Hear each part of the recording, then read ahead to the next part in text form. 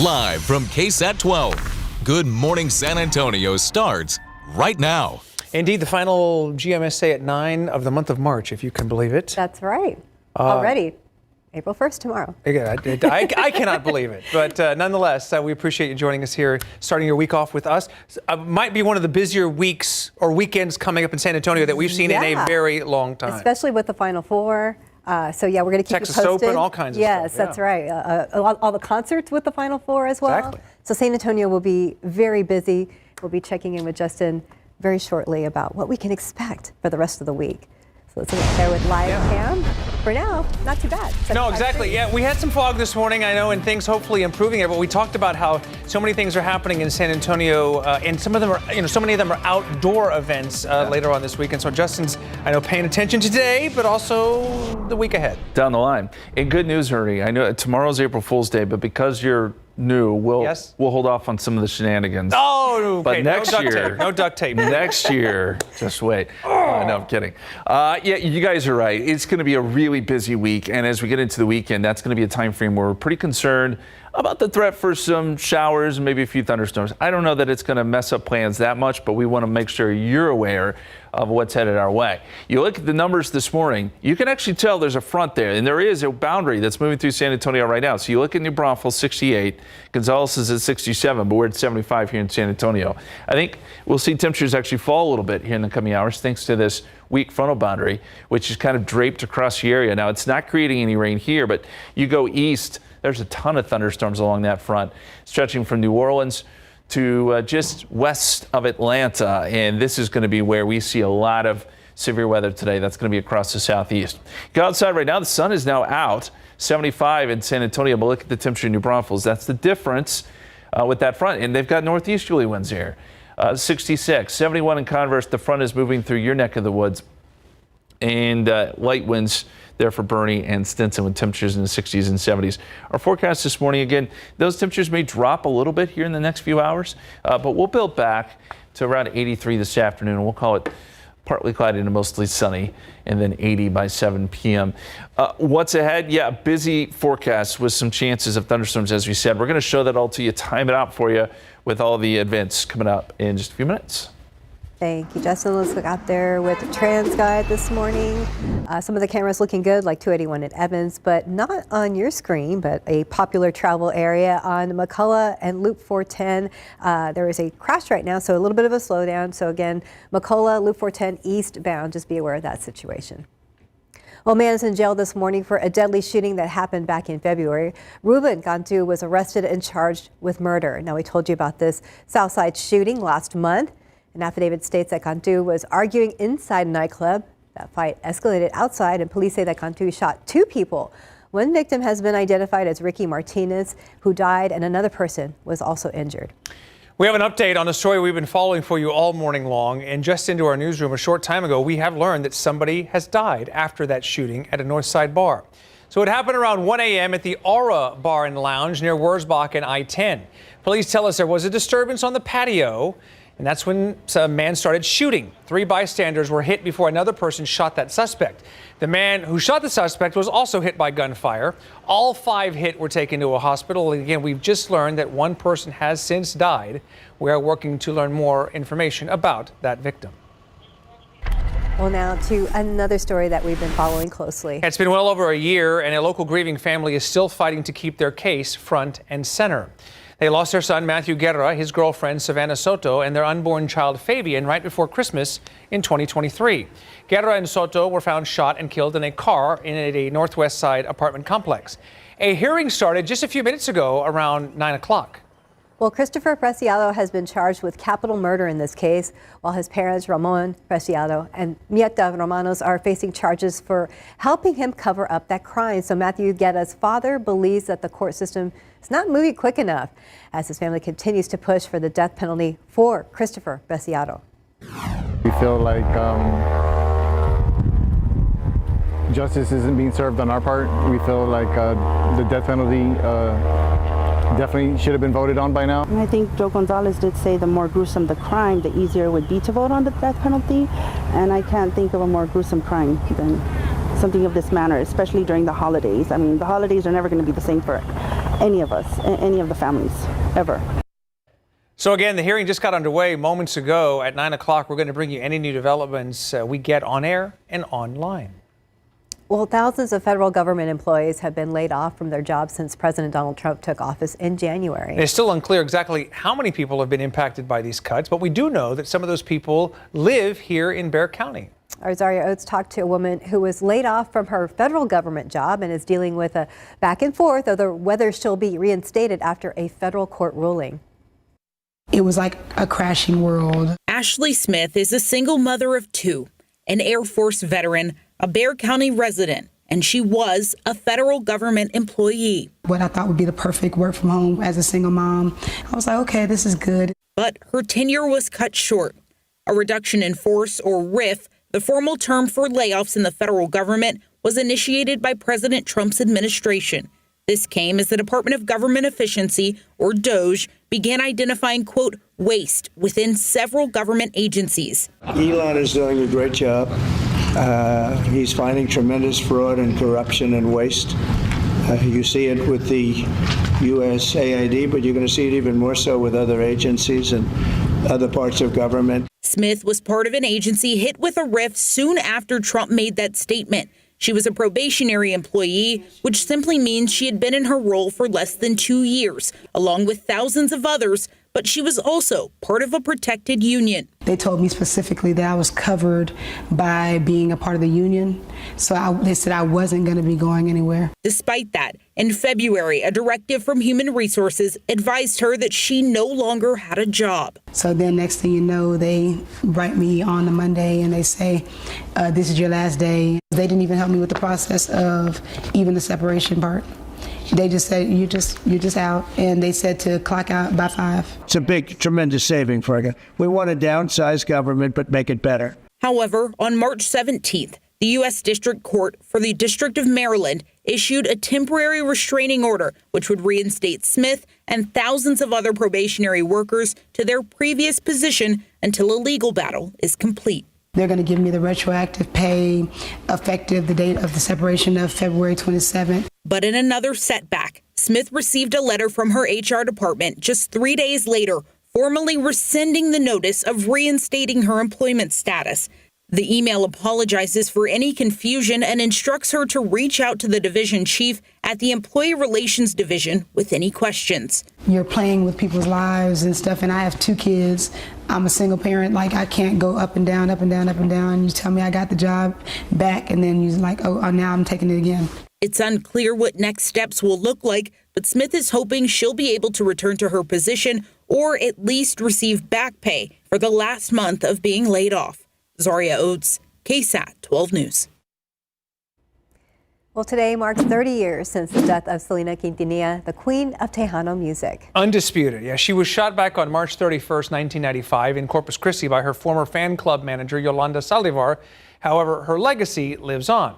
She's been immortalized throughout several murals here in San Antonio. And here are 9 things about Selena as we continue to remember her. So first off, Selena was one of the few women in the male-dominated Tejano music industry. Now, she was influenced primarily by Black American pop music and loved listening to the top 40.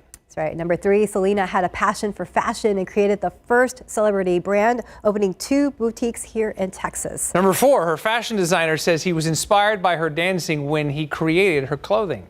Number 5, content creators look to Selena as a role model for their videos through music, culture, and comedy. Number 6, her journey from not knowing Spanish to conducting Spanish-only interviews inspired many Mexican Americans to be proud of their heritage. And number 7, a course about Selena and all that she symbolizes is currently being taught at UTSA here in San Antonio. Yeah, number 8, the LGBTQ community finds comfort in her legacy as a positive person who broke gender barriers. And number 9, families and local businesses are finding creative ways such as making dolls to pass Selena on to the next generation. And right now on KSAT.com, we have a KSAT special, Siempre Selena, celebrating a legacy. It features special performances and a rare interview with Selena's exclusive fashion designer who offered a look at never-before-seen sketches. Well, now to consumer news. Americans are not moving houses as often as 20 years ago, according to Redfin. The average homeowner stays in the same home almost 5 years longer than they did back in 2011. So that number can vary by state, with California homeowners averaging 20 years. That is because, and in California, property taxes are only allowed to increase 2% per year as long as you own your home. And are you tired of missing phone calls because of your noisy vacuum cleaner? Your nightmare appears to be over. Samsung's new cordless stick vacuum has an LCD display which can monitor your phone calls and texts. Buying it will cost you about $1,200 out of your bank account. I'll just miss my phone calls. Goodness Right? gracious. Yeah, Apple's reportedly planning to bring an AI-powered doctor to its health app. According to Bloomberg, real doctors are now being used to train the AI agent that will act as a physician and health coach and make lifestyle recommendations. The revamped app is expected to be released next spring.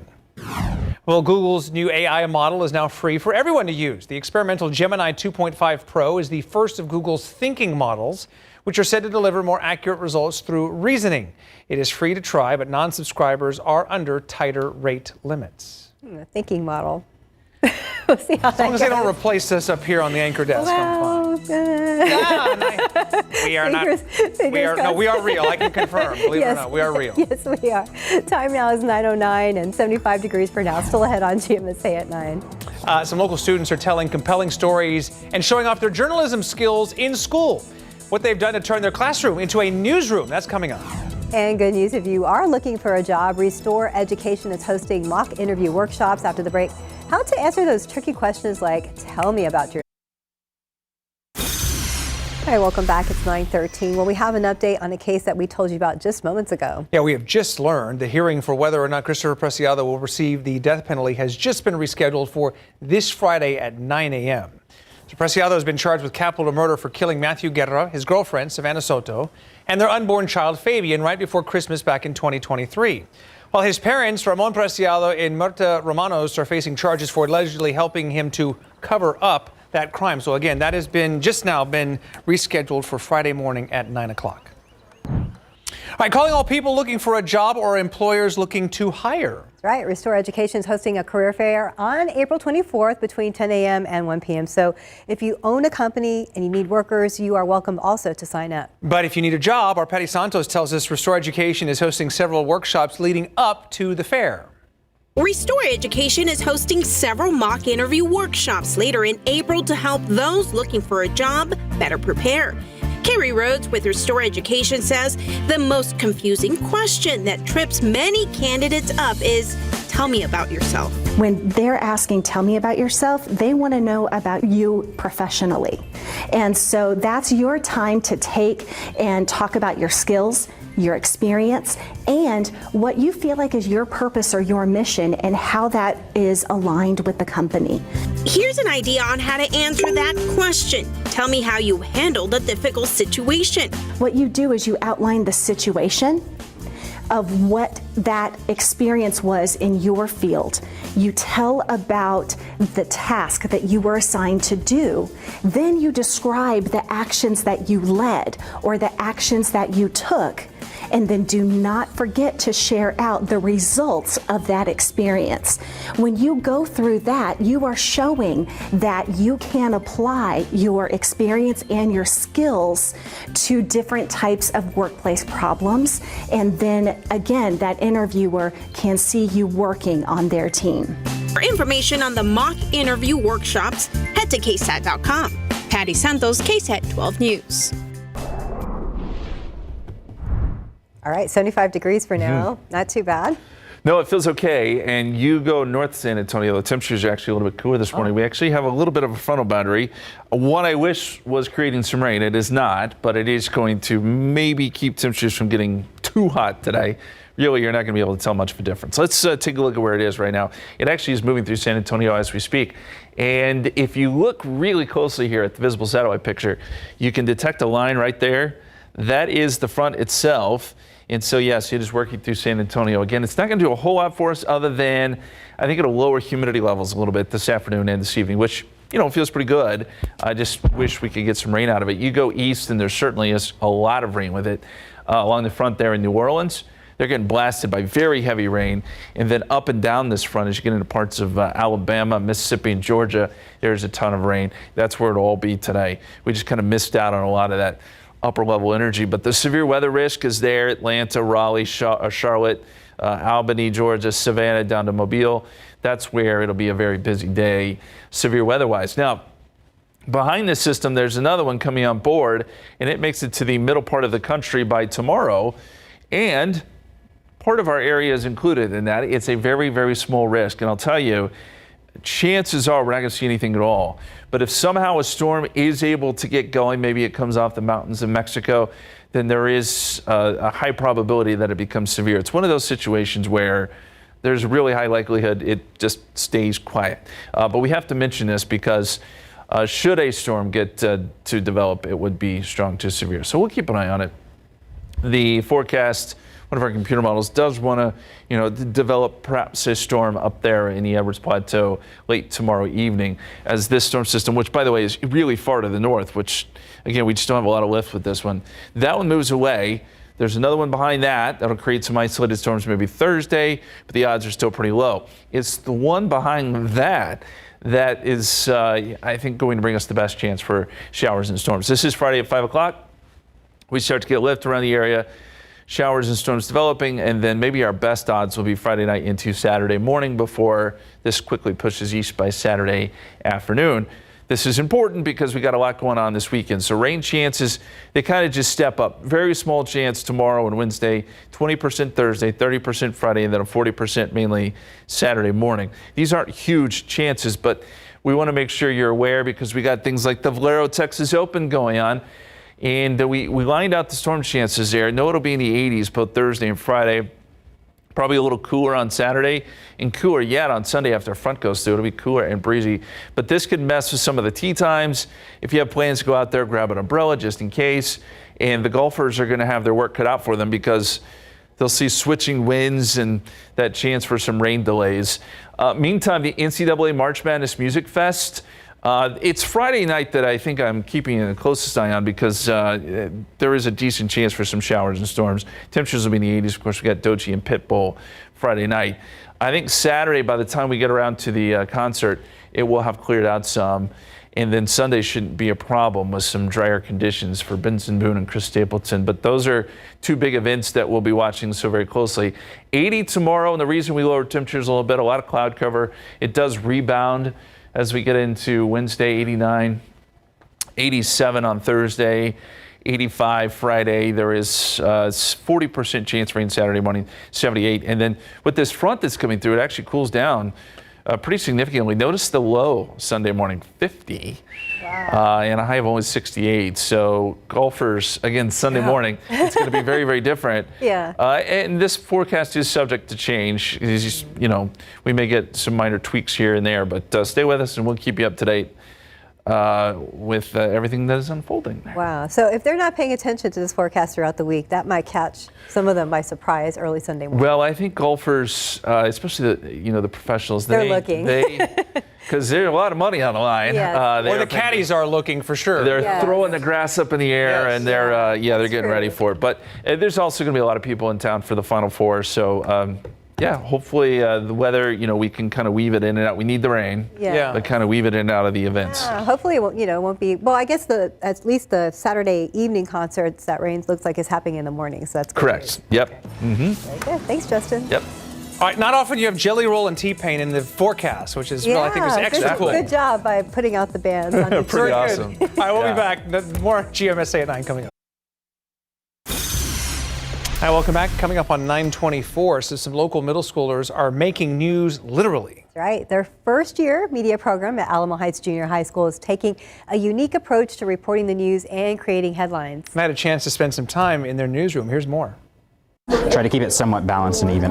My team and I, we all put our ideas together and collaborate. All right, did you guys get the footage you needed? Students like us can make videos, do articles. Then you'll have to do your own videos first. We have a podcast, we have an Instagram account. Highlight or underline that, we're gonna change that to something. Basically an entire news organization with 13 and 14-year-olds. Welcome to Mule Time Media, a student-led news gathering and producing operation inside a single classroom on on the campus of Alamo Heights Junior School. I don't assign the kids the stories that they work on or the projects that they do. They pick from a list. They get to pick their partners and groups within their teams. That allows them to have the freedom to really be passionate about what they are doing, which is pretty awesome. Brandon Boylan is the first-year journalism teacher in charge of this newsroom. In addition to publishing the school yearbook, it was his idea to use digital platforms and visual storytelling to educate and inform the students. When you empower the kids to do the work and to come up with the stories and to tell the stories that matter to them, then they really take an ownership over it. Let's do that shot. Read that. Okay. The issue of public school funding is an important one for 8th grader Elena Pena. So much so that she recently took a trip to Austin to interview some state lawmakers about it at the Capitol. They were making some changes because of the funding issue, and I think it was an interesting topic because I think I've always just been interested in that, and Mr. Boiler was nice enough to make it go further. He even made the trip with Elena and her mother to Austin. Just another example of the lengths Mealtime Media will go in the pursuit of journalism. My goal, I tell them, like, I want to be out of a job by the end of the year because you guys are running this on your own. That might happen. Those kids are almost too good. Like, I was nervous for my job after I left the classroom there. They're really, really good. Yeah, and we were talking about this earlier, starting at such a young age. Yeah. A lot of high school programs are already out. Now in middle school. Yeah, they've got some great equipment too. So very good. Good on them. All right. Still want to come here, including a look at everything heading your way for the Final Four weekend. A lot in the next half hour. Some big matchups coming to the Alamo City as well, and local connections all when we come. All right, we are back on this Monday, bottom of the hour now, and Governor Greg Abbott has issued disaster declarations for Cameron, Hidalgo, Starr, and Willacy counties. This after strong storms soaked the Rio Grande Valley last week. The disaster declarations will allow county and city leaders to request state support and resources to assist recovery efforts. Flash flooding resulted in water rescues, and there have been reports that at least 3 people died in Hidalgo County. State leaders are urging those whose homes or businesses were damaged by the storms to report it through the individual State of Texas assessment tool online. Well, President Donald Trump plans to enforce more tariffs starting Wednesday, calling it Liberation Day. He says it will free the United States from foreign goods because we import more than export. So part of this plan includes reciprocal tariffs, which is a tax that would match the rates of other countries. Most economic analysts say that the cost of his tariffs would affect the average U.S. families in the form of higher prices and lower incomes.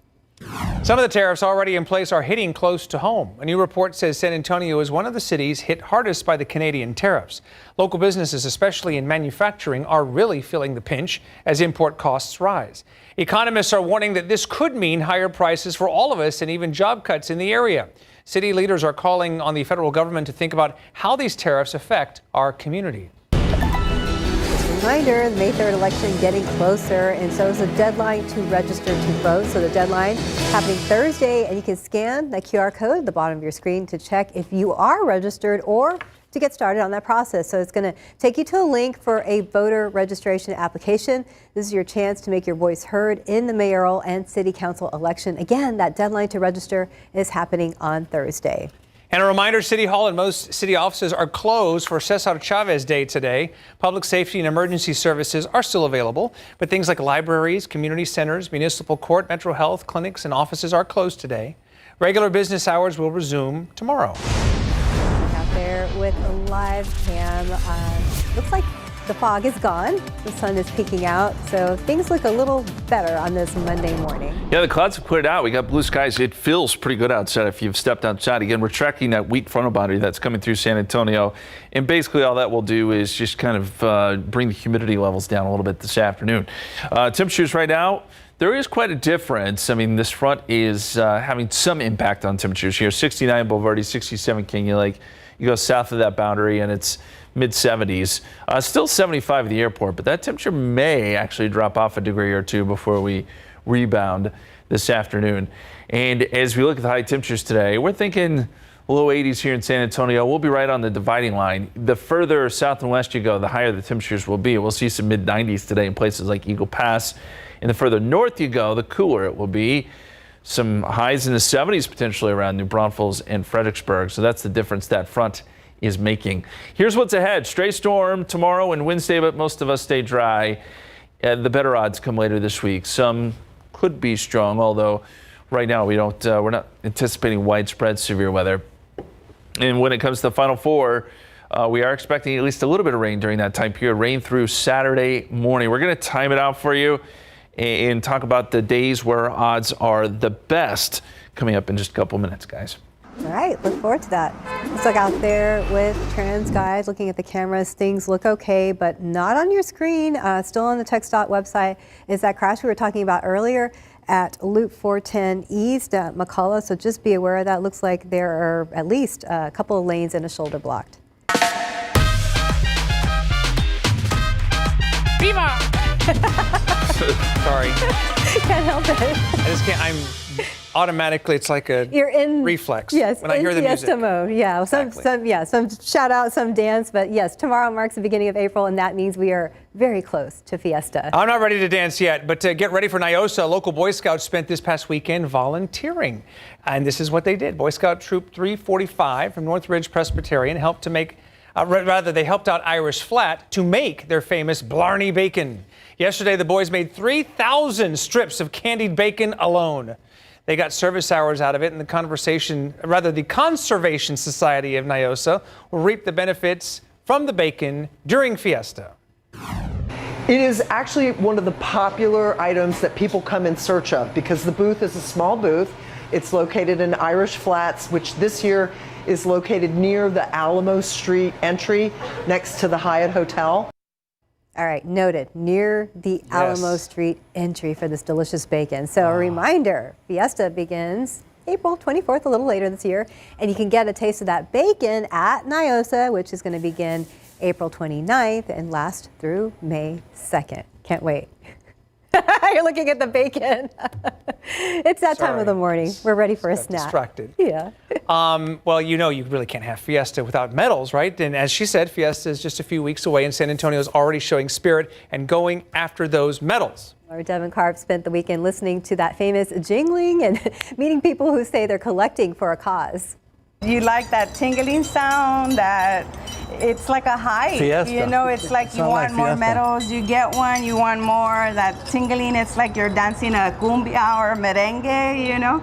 Here at the Metal Mercado next to Armadillo's Antiques. Fans don't measure their medals collection by how many they have. They measure them in pounds. 1 year, I collected 37 pounds of medals. That was just 1 year. I'm gonna say I have over 6,000 medals. Or more. What do you look for when you're going through the medals? I collect butterflies. Butterflies are near and dear to my heart. They remind me of my mom.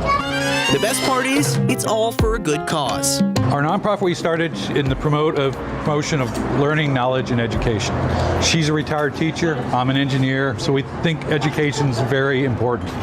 So we created medals that we can sell to raise money for scholarships for high school seniors next year. These vendors are here supporting local nonprofits, using proceeds from their medals for causes around town like Alzheimer's, help for veterans. I would say a good medal is everything that's just clear, you know, everything is glittery, lots of glam, dangly, things like that. That's a good medal. All while some collectors, like the Rainies, have started making their own. I lost my son through suicide. And in his memory, I wanted to make a medal because I want people to know that it happens and it's out there. And it has the ribbon for suicide awareness. It has the 988 number on the hat and all the mementos that you see there, like the Spurs logo, the little sash on the Snoopy. They're not done collecting. In fact, they're just getting started because they say the causes they support and the people they meet give Fiesta that extra special touch. All these folks became family. They're all family. They're all, you know, we love Fiesta. Go Fiesta. Devin Karp, KSAT 12 News. And I want to thank the Rainies. They were nice enough to send Devin a medal for me. Very nice. Which I will be showing on Show Me Your Medals as early as tomorrow. But we would like you to send or drop off 2 medals, one for me, one for Stephanie, or yay! We'll fight over the other one. But nonetheless, there's the address to KSAT 12 there on North St. Mary's. And we appreciate it. We showed 6 more this morning. Yeah, very nice. We'll continue medals. to do that. Some with lights. Wonder if there are any Final Four medals out there. Tomorrow I've got one. Hi. Yes. Well, the Final Four is officially back this week, back in the Alamo City. Obviously, we've hosted several of these. Our first one back in 1998 when Kentucky cut down the nets. We are expecting thousands of people to be here in the 2-0 to check out these amazing matchups right here. Duke versus Houston, Auburn versus Florida, all #1 seeds. The first time since 2008 we have had all #1 seeds in the NCAA tournament when the Final Four was, of course, back at the Alamo Dome. So a bit of deja vu for our basketball fans. Well, this morning we wanted to take a closer look at San Antonio's connections to each one of these Final Four teams. And let's start out with the Blue Devils. And, you know, I always say the Fighting Aggie, the Fighting Justin Horns. We talk about Texas A&M. This time I'm going to mix it up. The Fighting John Paul Barajas There you go. and his Houston Cougars. There we go. All right, let's check this out. Houston coach Calvin Sampson. He was actually hired by the Spurs back in March of 2008 to be an advisor. So it was a short time, but Coach Pop basically gave Calvin Sampson a lifeline after he left the University of Indiana. How about former Houston guard Jonathan Simmons? Remember him? Jay Sims played for the Spurs from 2015 to 17. And Brennan High School senior guard Kingston Flemings, the #1 player in the state, is committed to Houston. He picked the Cougars over Texas Tech. We see Duke right here. A couple of facts there with Duke. We talk about Justin Robinson, if the last name rings a bell. He is the Duke Director of Player Development. He's also the son of the Admiral David Robinson as well. Take a look here at some other players. There we go. We're back at this screen. Former Spurs players here that were part of the Duke program. Trey Jones. I miss seeing Trey Jones. Love to see Trey Jones. I know he was one of your favorites, right, Steph? Yeah, absolutely. Yeah. We also had Danny Ferry and, of course, Johnny Dawkins. They all played for the Spurs. And, of course, Coach Pop succeeded Duke legendary Coach K, Mike Krzyzewski, as the coach of U.S. basketball after the 2016 Olympics and won the gold back in 2021. So, again, let's go to the next graphic here. All four #1 seeds obviously advancing to the Final Four. How about this? Game Time, the leading app site for last-minute tickets, revealed ticket price info for the semifinal games and the national championship game. Now, currently, tickets for the first semifinal, Duke versus Houston and Auburn, Florida, are available at around $350 each, with some of the top tickets going for over $15,000, y'all. What? Per seat. Oh I know. gosh. Gonna have a little bit of deep pockets to get those. How about tickets to Monday's final? Those start at around $180 per seat and go up to $14,300 per ticket. Yes. So let's go to some fun facts again from some of these teams here. The Gators, we got them headed to the 2-0. Florida players that have played for the Spurs include the great Matt Bonner, obviously Mad Max Vernon Maxwell right there, and the underrated big man David Lee. How about Matty Bonner? He is a Spurs legend in my opinion. Yeah. They call him the Red Mamba, the Red Rocket, because of his hair. Yes. All of those are just great nicknames there. He played 10 seasons in San Antonio, of course, won 2 titles with the Spurs. He's also been a part of the broadcast team in the past couple of years. Now the Tigers, we have several Auburn players that have gone to play on for the Spurs, including Mike Mitchell, Chuck Person. Mitchell played 7 seasons with the Spurs and was an All-Star back in 1981. Chuck Person's the Rifleman, another great nickname there. Yes. Played 3 seasons for the Spurs and was a 3-point specialist. So this Final Four also means, guys, I know we're excited about this, the return of Auburn legend and notorious San Antonio trash talker Charles Barkley. Yes, yeah. Barkley will be back in the Alamo City. He, of course, was a big Spurs rival back in the days. He hit that last game winning shot against the Spurs to close out Hemisphere Arena. But, of course, there are a lot of other events that are going on with the Final Four games. We have a full list of singers, bands performing right now on KSAT.com. We're talking about big names like Jelly Roll, Pitbull, Mr. 305, as Justin talked about earlier, Chris Stapleton, T-Pain, Doechii. I know a lot of younger fans excited about that. Benson Boone as well. They're all going to be here. All these concerts for free at Tower Park in Hemisphere. They're running through Sunday. There will also be Fan Fest at the Convention Center and the tailgate tip-off at Civic Park. Whew, a lot of things. Good thing those are free because you're going to need money for the tickets. Yes, maybe that's why. Yeah, that's true. Everybody spends their money on the tickets RJ, just to get in. Thank you very much. Yeah, thank you. 9:42 right now, 75 degrees outside. You are watching GMSA at 9. That's right. So listen up, Bookworms, a KSAT community event that features more than 100 authors just around the corner now. We spoke to one of them who wants to get you a little scared this morning. Well, this next one is for you bookworms out there. The San Antonio Book Festival just around the corner now, bringing a ton of fun and different genres as well. It's an event downtown that draws in tens of thousands of people who want to learn more about literacy and writing, with a chance to meet some of their favorite authors. We were able to speak to one of the authors whose work will be featured at the festival. He's Johnny Compton. He's a horror writer who's written books about a haunted house that was built to spite a neighbor, a Texas Hill Country Western with vampires. Very interesting. And we we have our fair share of urban legends here in San Antonio, South Texas, like La Llorona, the Donkey Lady, and the ghost tracks as well, which is why he says writing in San Antonio is fitting because it's one of the most haunted cities in Texas. What about the Kukui? The San Antonio Book Festival is happening April 12th from 9 a.m. to 5 p.m. It'll be at the Central Library in downtown UTSA campus all day. We'll have the team here at KSAT speaking with other authors leading up to that and talking about all of that here coming up. We'll have much more coverage leading up to April 12th. Yeah, the Kukui under your bed? Yo! Or at the zoo. in the waters of the San Antonio Zoo. No. Yeah. Ooh, they're showing off today. Yeah, they are. The flamingos? Yeah. What are they doing? I think they're fighting? Well, they're in the sun. Or is that like a mating ritual? I thought maybe. Change the camera. How Look away. Get a room, please. Embarrassing. It does look nice out there, though, at the zoo, and it's a pretty good day for that. It feels good out there right now because we got that just kind of drier air starting to work in.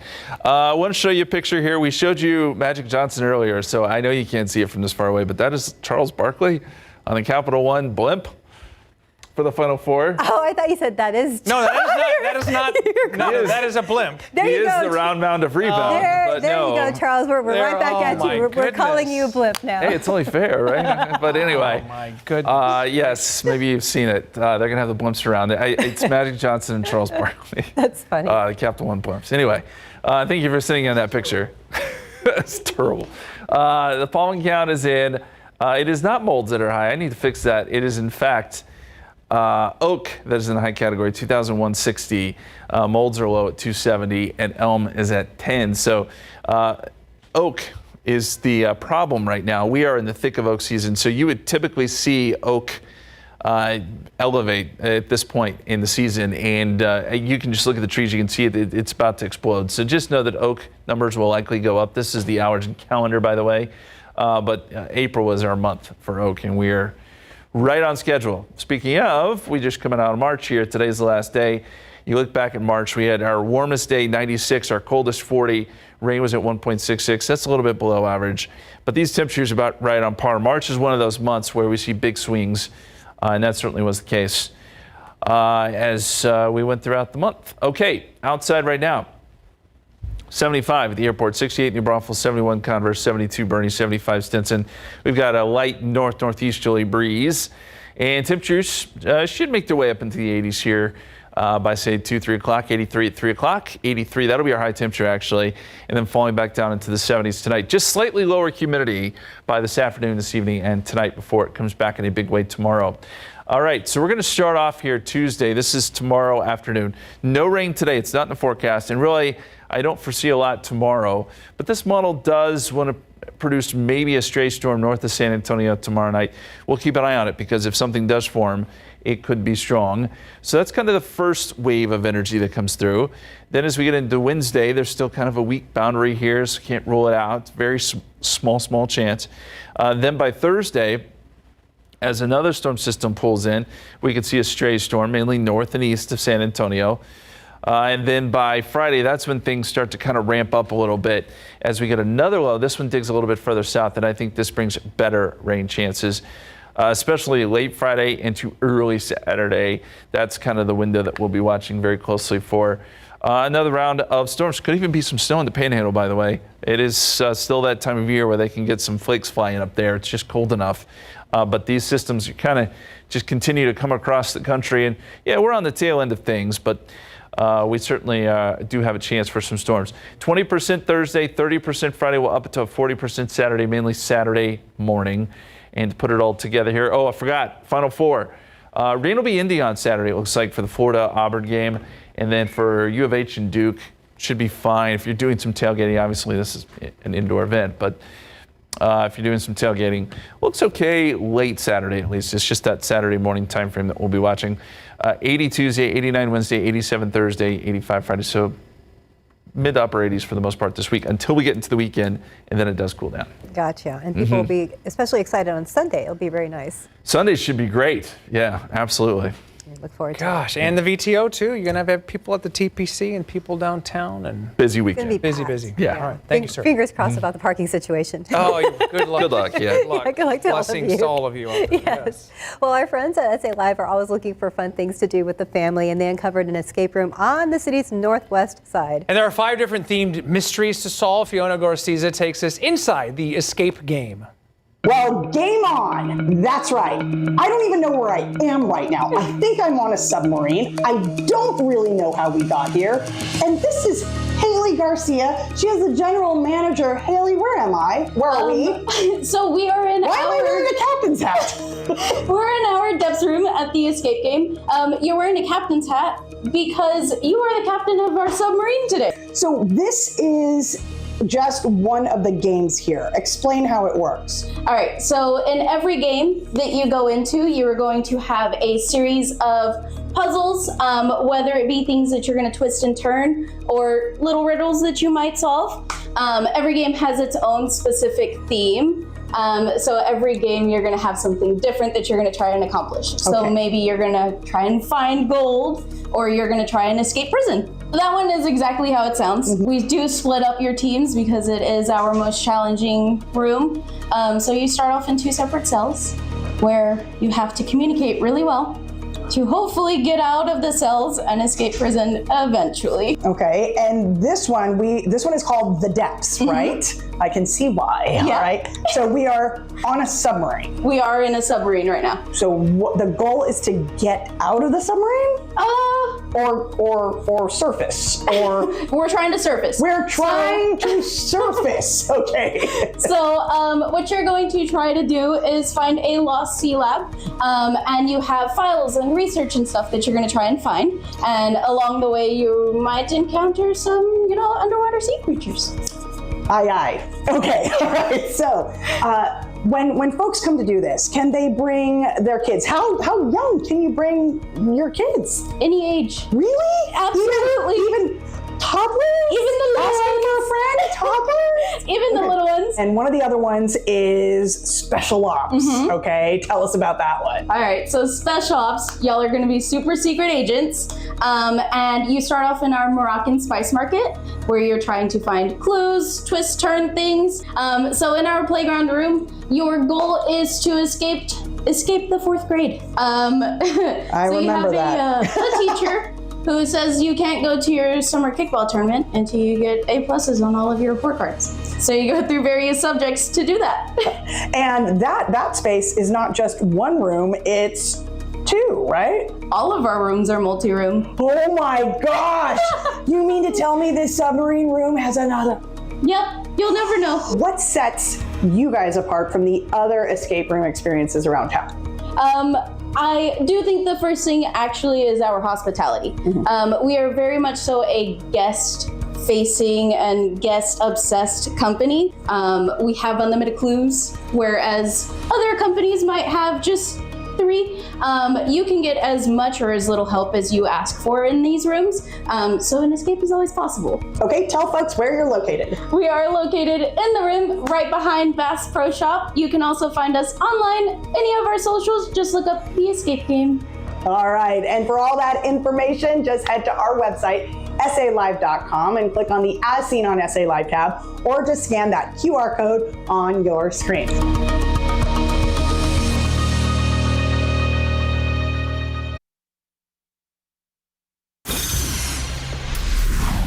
Welcome back. It's 9:58. Well, Waldorf Astoria Resort coming to the Lone Star State. It's going to be located up I-10 in Fredericksburg, close to us. The resort is going to have around 60 hotel rooms, suites, and 37 rentable villas. So amenities will include 5 restaurants, 2 resort-style pools, and a massive 11,000 square foot spa. The resort is set to open in 2027. Oh my God. Book now, because Right? it might get full pretty quickly. I can imagine. First in Texas. Oh, here's an accident we've been talking about earlier in the newscast. It's Loop 410 at McCullough eastbound. So definitely be aware of that situation. You can see the shoulders blocked off there and a couple of lanes as well. Yes, and actually, I have a map pulled up for you. It is eastbound 410, as you pointed out. It's right there before the airport, right before you get to 281. You can see the backup goes all the way past Blanco, past North Star Mall. So Until they get that cleaned up, that's going to be quite a headache. Just heads up for anyone headed down 410. All right, your extended forecast, we're going to go 83 today. Clouds have cleared out, so we'll see quite a bit of sun going into the afternoon after what was a cloudy morning. 60 tomorrow morning, 84 high, 89 Wednesday. Just some very, very small chances of a thunderstorm next couple days. And then we start to bring those chances up. 20% Thursday, 30% Friday, and 40% Saturday morning. I should also point out that Sunday will be much cooler. All right, we'll be ready for that. And the Final Four people will be ready for that Yes, as well. they will. All four cities are